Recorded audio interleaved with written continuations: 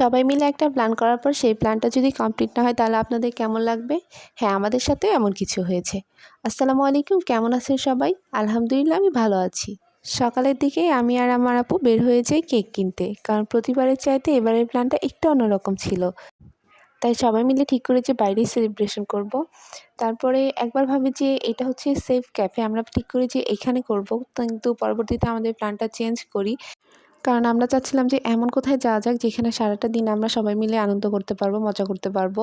পরবর্তীতে আমরা ঠিক করি যে জলসির দিকে যাব। এটা হচ্ছে ইউনাইটেড ভার্সিটি, আর এটা হচ্ছে আমার মনে হয় বাংলাদেশের একমাত্র প্রাইভেট ভার্সিটি যেখানে এত বড় একটা মাঠ আছে। সাধারণত ঢাকার প্রাইভেট ভার্সিটিগুলোতে এত বড় মাঠ দেখা যায় না, বাট এটাই হয়তো আমার দেখা প্রথম ভার্সিটি যেখানে এত খোলামেলা আর এত সুন্দর একটা পরিবেশ। এই পাশে হচ্ছে বসুন্ধরার এরিয়া। তারপরেই দেখতে দেখতে আমরা চলে আসি কেকের দোকানে। এটা হচ্ছে টেস্টি ট্রিট। আমরা ফার্স্টে ঠিক করেছিলাম যে বেকার থেকে নিব, কিন্তু এটা হাতের কাছে পাওয়াতে এখান থেকেই নিয়ে নেই। যদিও আমার এখানকার কেকটাও খুব একটা খারাপ না, এখানকার কেকও আমার বেশ ভালো লাগে।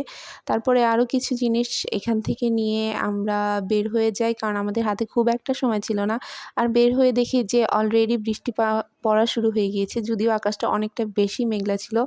তারপরে বাসায় এসে সবাই মিলে একদম রেডি হয়ে সবাই মিলে একসাথে বের হই আর কি, যে জলসিঁড়ির উদ্দেশ্যে যাওয়ার জন্য। আর এই ব্রিজটা হচ্ছে সেনাবাহিনীদের করা। আর এই ব্রিজটাতে আমি এর আগেও এসেছি যখন ফার্স্টে করা হয়েছিল। এই ব্রিজটা আমার অনেক বেশি ভালো লাগে। আর এখান থেকে আসলে জলসিঁড়ি এরিয়াটা শুরু মোটামুটি। এটা হচ্ছে ক্যান্টনমেন্ট এলাকা।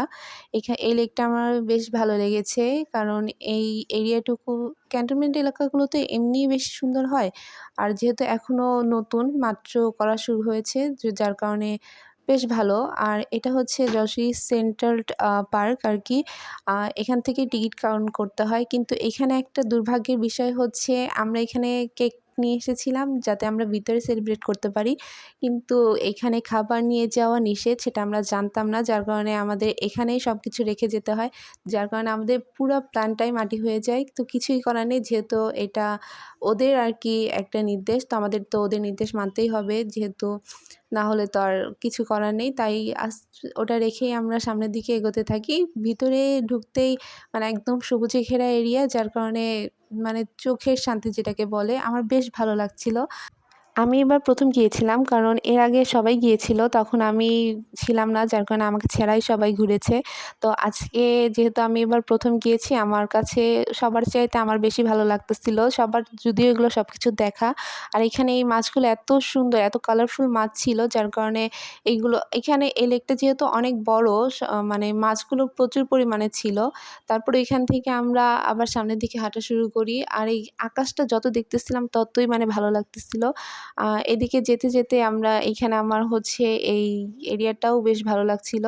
এইটা হচ্ছে ক্যান্টনমেন্ট স্কুল, জর্সি ক্যান্টনমেন্ট, লেকের পাশেই। এই এরিয়াটা দেখে অনেকটা রবীন্দ্র সরোবরের মতো মনে হচ্ছিল।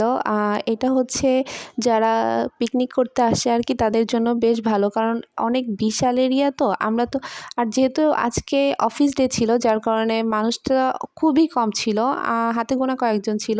কিন্তু ছুটির দিনে অনেক মানুষ হয়, যার কারণে আমরা এই দিনটাই বেছে নিয়েছিলাম যে ছুটির দিন হলে আমাদের মানে গ্যাদারিং খুব একটা ভালো লাগবে না, তাই ফাঁকা দিনেই ভালো।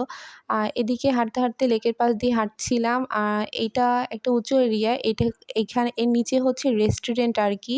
যদিও আমার রেস্টুরেন্টের ভিতরে মানে আমাদের হাতে বেশি সময় ছিল না, যার কারণে ঢোকা হয়নি। তারপরে এইটা হচ্ছে, এটাকে কি বলে, গোলকধাঁধা আর কি। মানে এর মধ্যে যে আমি অলরেডি হারিয়েই গিয়েছিলাম, কারণ সবাই একদিকে চলে গিয়েছিল, আমি অন্যদিকে চলে গিয়েছিলাম। এখানে আরও অনেক মানুষজন ছিল, সবারই কম বেশি এরকম উল্টাপাল্টা হয় আর কি। কিন্তু আমি আসলে চাচ্ছিলাম আমার ভাইয়ের কাছে যেতে, কারণ আমার ভাই উপরে দাঁড়িয়েছিল। ওইখানে না গেলে কোথাওই মানে যাওয়া সম্ভব না, মানে পুরো এরিয়াটাই সেম। পরে ওর কাছে কোনো রকমে যেতে পেরেছি। তারপরে উপর থেকে এই ভিউটা নেওয়ার চেষ্টা করেছি, কারণ সবাই দেখলে বুঝতে পারবে যে এখানে যে একবার ডুবে সে মানে মাস্ট হারিয়ে যাবে। কারণ এখান থেকে বের হতে অনেক কষ্ট হয়, কারণ সবগুলোই একই লাগে, সেমই লাগে, যার কারণে যেদিকেই যাই ওইদিকেই হারিয়ে যাই। তারপরে এখানে আমি আর কায়নাত একটু মানে মজা করতেছিলাম বাচ্চাদের মতো। তারপরে এখানে এসে কিছুক্ষণ দাঁড়িয়েছিলাম, কারণ বিকেল হওয়াতে লেকের পাশে অনেক বেশি বাতাস ছিল। তারপরে আমরা সবাই মিলে বের হয়ে আসি। আর আজকে ভিডিওটা কেমন লাগলো অবশ্যই কমেন্ট করে জানাবেন। ভালো থাকবেন সবাই।